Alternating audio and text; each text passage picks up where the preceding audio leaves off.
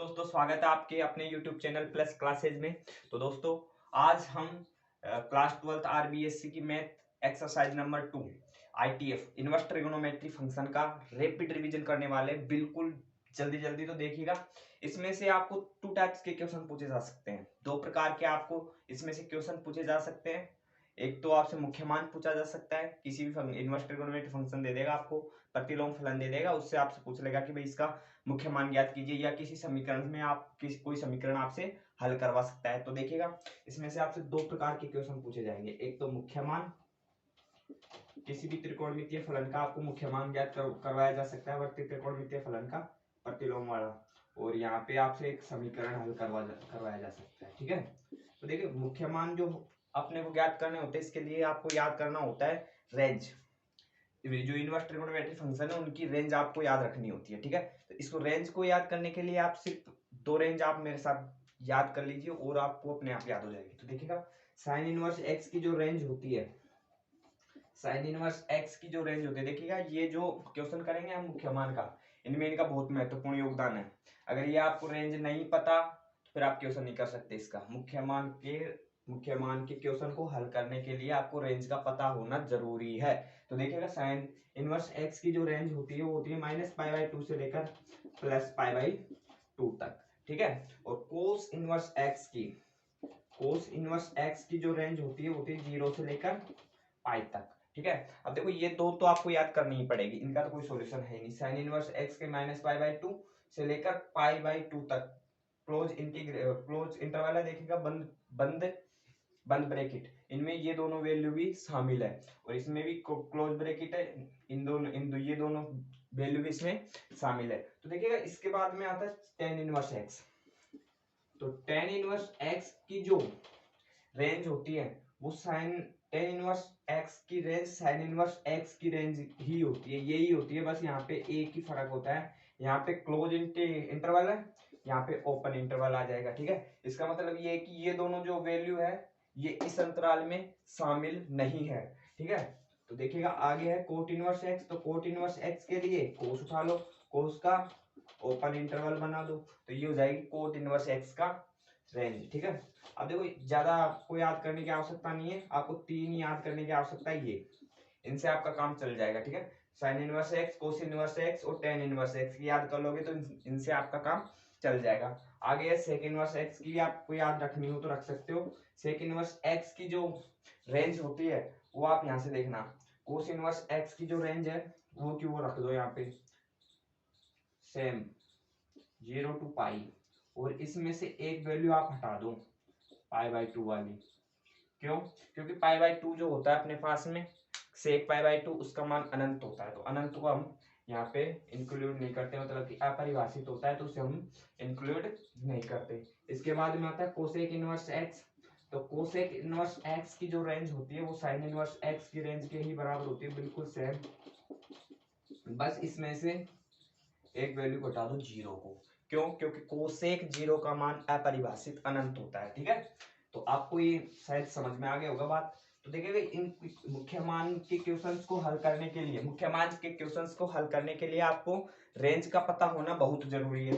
ठीक है, अब देखो समीकरण, अब समीकरण हल करने के लिए आपको फॉर्मूले याद होना जरूरी है। तो फॉर्मूले आपको एक दो जो 11th क्लास में हमने पढ़े त्रिगोनोमेट्री वाले फंक्शन वही काम में आएंगे, उन्हीं से ये फॉर्मूले बनते हैं। तो देखिएगा ये तो हो गए मुख्य मान वाले, तो मुख्य मान का भी हम एक क्वेश्चन करेंगे, मुख्य मान कंप्लीट। अब आता है समीकरण। तो समीकरण को जो हल करने के लिए आपको फॉर्मूले याद करने पड़ते हैं। तो फॉर्मूले देखिएगा कौन कौन से। एक तो sine inverse x plus sine inverse y is equal to होता है साइन इनवर्स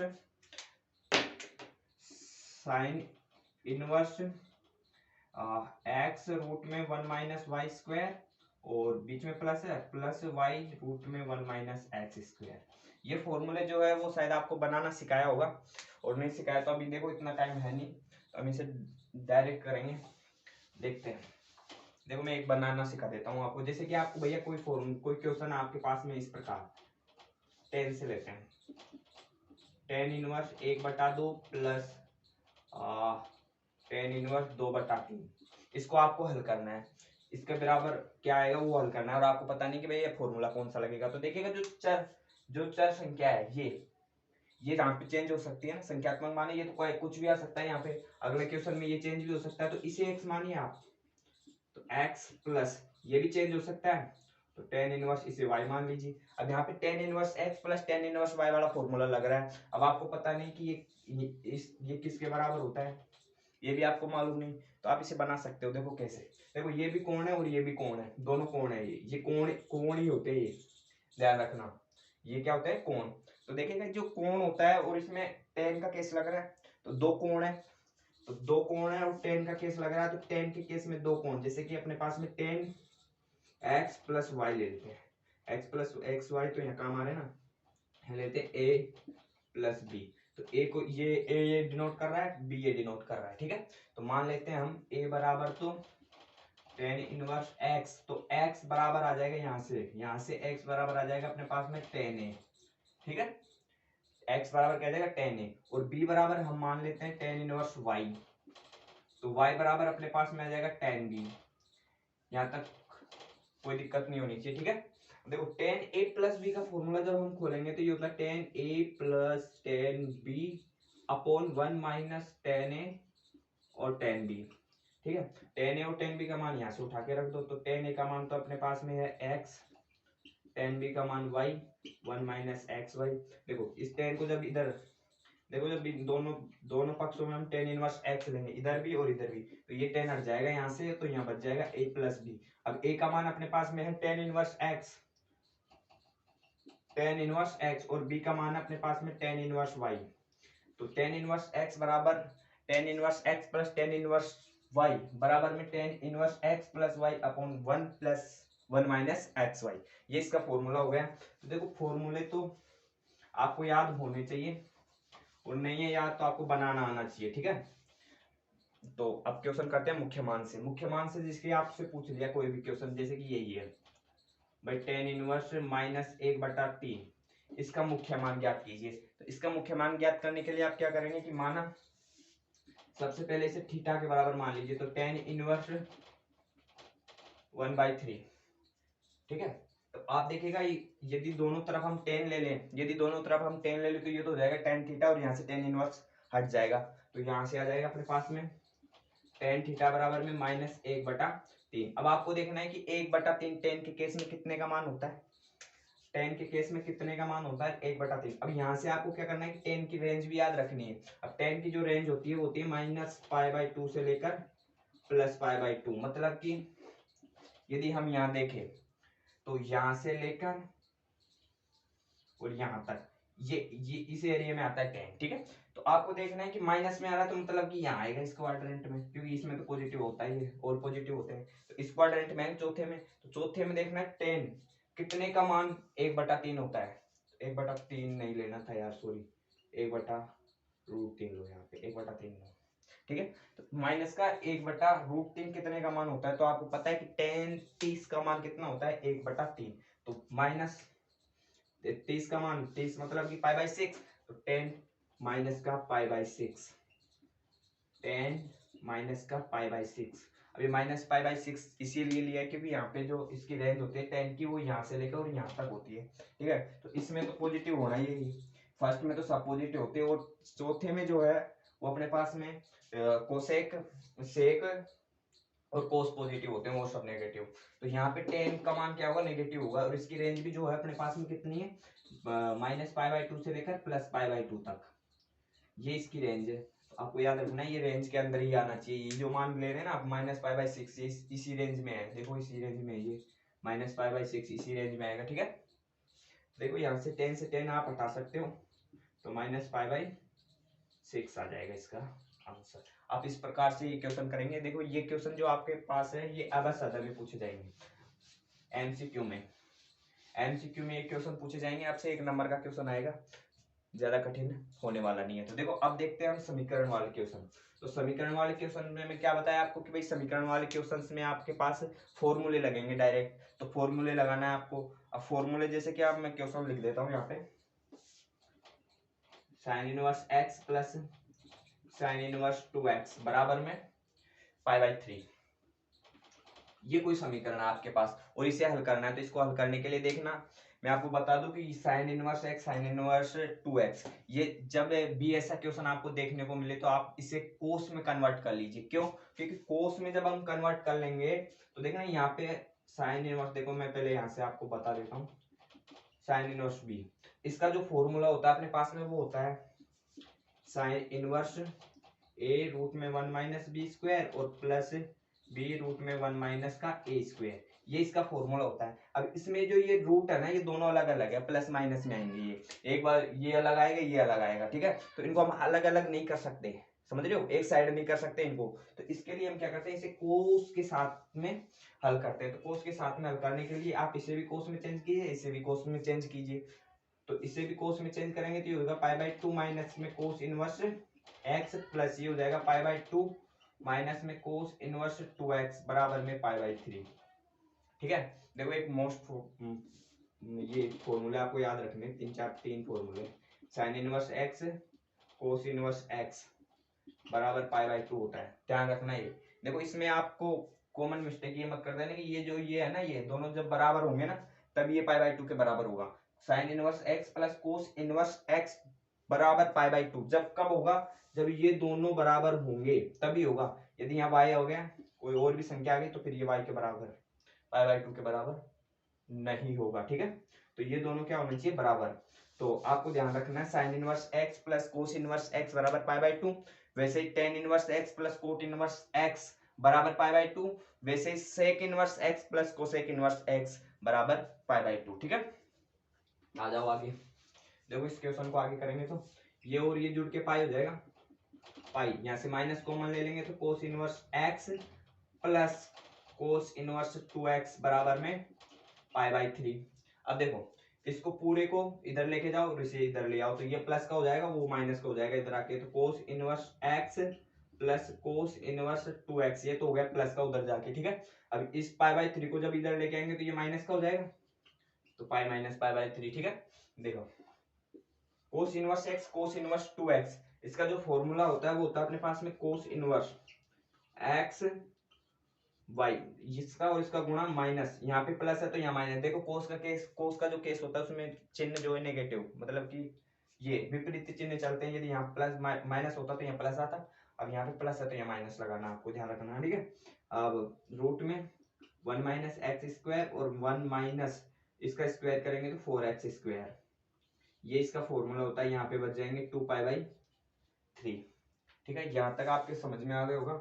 आगे देखो इस अब दोनों तरफ यदि कोस ले ले हम, दोनों तरफ इस यहाँ पे भी कोस और यहाँ पे भी कोस, तो दोनों तरफ कोस लेने पर ये कोस इनवर्स हट जाएगा, तो यहाँ पे आ जाएगा अपने पास में 2x स्क्वायर, ये 2x स्क्वायर माइनस रूट में 1 माइनस एक्स स्क्वायर और रूट में 1 माइनस 4x स्क्वायर बराबर, देखो यहाँ पे कोस लिया तो ये कोस हट गया और यहाँ पे जब कोस लेंगे तो ये हो जाएगा कोस pi by 3 cos 2 pi by 3, यहाँ तक आपके समझ में आएगा कोस 2 पाई बाई 3। अब कोस 2 पाई बाई 3 का मान कितना होता है देखते हैं, तो ये तो लिख देते हैं अपनी 1 माइनस का एक्स स्क्वायर 1 माइनस का 4x स्क्वायर बराबर कोस 2 पाई बाई 3, मतलब कि कोस 2 पाई बाई 3 का मान कितना होता है, तो कोस 2 पाई बाई 3 को आप ऐसे भी तो लिख सकते हो पाई माइनस पाई बाई 3, ये तो है, इसे तो लिखा था हमने, ये तो लिखा था।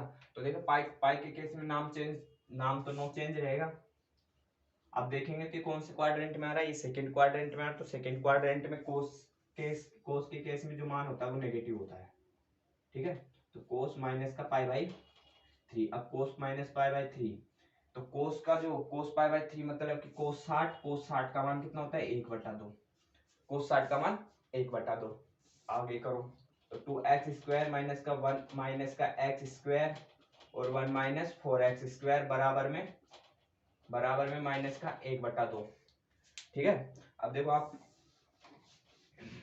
इसे एक साइड कर लो, इस वर्ग वाले को तो रूट वालों को तो उधर ले जाओ और 1/2 को इधर ले आओ, देखो 1/2 को इधर लेके आएंगे तो ये प्लस का हो जाएगा और ये इधर जाएगा तो ये भी प्लस का हो जाएगा, तो 1 माइनस का एक्स स्क्वायर रूट में 1 माइनस का 4x स्क्वायर, ठीक है।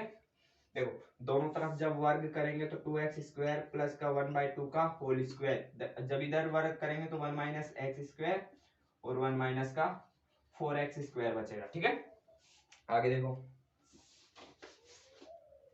देखो इसका वर्क करेंगे, आगे करेंगे इसे, तो ये हो जाएगा अपने पास में, इसका इससे गुणा नहीं, गुणा नहीं, a+b का होल स्क्वायर से खोलेंगे, तो इसका स्क्वायर करेंगे तो 4x⁴, और इन दोनों को गुणा करके 2 से गुणा करेंगे, इसको जब इससे गुणा करेंगे तो 2 से 2 हट जाएगा, 2 से गुणा करेंगे तो 2x², और इसका स्क्वायर 1/4 इज इक्वल टू, देखो इससे गुणा करेंगे तो 1 माइनस का 4x², और इसका गुणा करेंगे तो 1 माइनस प्लस का, देखो ये कट जाएगा, और क्या कट रहा है, देखो ये 2x² को इधर लेके आओ, तो 2x² को इधर लेके आएंगे तो ये हो जाएगा प्लस का x², और इसको भी इधर लेके आओ तो प्लस का 4x², दोनों को इधर लेके आए, π/3 1/4 को उधर लेके जाओ तो ये बन जाएगा।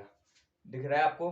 ठीक, आगे देखो, दिख रहा है बस भी, तो ये हो जाएगा 3 और 4 7, और यहाँ पे घटाएंगे तो ये बच जाएगा 4 - 1 मतलब कि 3/4। ठीक है, अब देखो 3/4 बच गए अपने पास में, सही है। अब 7 को इधर भेज देंगे, क्या दिख रहा है, तो 7 को जब इधर भेजेंगे तो ये हो जाएगा x² बराबर में 3/7 चौक 28 से 4 गुणा 7 लिख लो नीचे। अब इनका दोनों तरफ हम क्या ले लेंगे, वर्गमूल, 7 गुणा 4, वर्गमूल आएगा प्लस माइनस में, तो ये जाएगा, देखा ना 7 तो आएगा नहीं बाहर, ये 2 आ जाएगा, तो 1/2 रूट में 3/7, 1/2 रूट में 3/7, ये 2 बाहर निकल गए ना, यहाँ से 4 से 2 बाहर, तो अब प्लस माइनस में ले रखा है हमने इनको, तो एक बार आप माइनस की संख्या रख के देखो समीकरण में, और एक बार प्लस की संख्या रख के देखो, जो संतुष्ट कर रही है वो तो हो जाएगा आपका उत्तर, और जो संतुष्ट नहीं कर रहा उसे आप छोड़ सकते हो।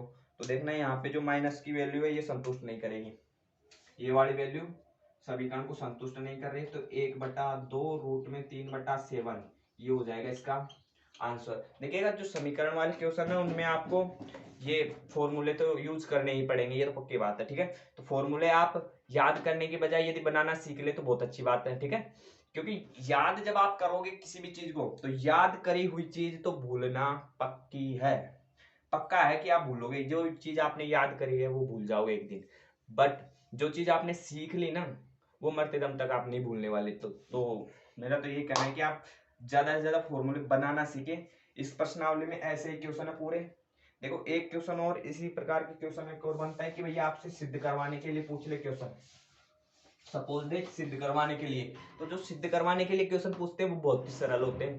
काहे? क्योंकि देखिए जो सिद्ध करवाते हैं वो क्वेश्चन, उनमें आपको उत्तर दिए हुए होते हैं, पहले से आपको समीकरण देगा, समीकरण हल करके आपसे बोलेगा कि भाई ये उत्तर ला के दिखाओ हमें।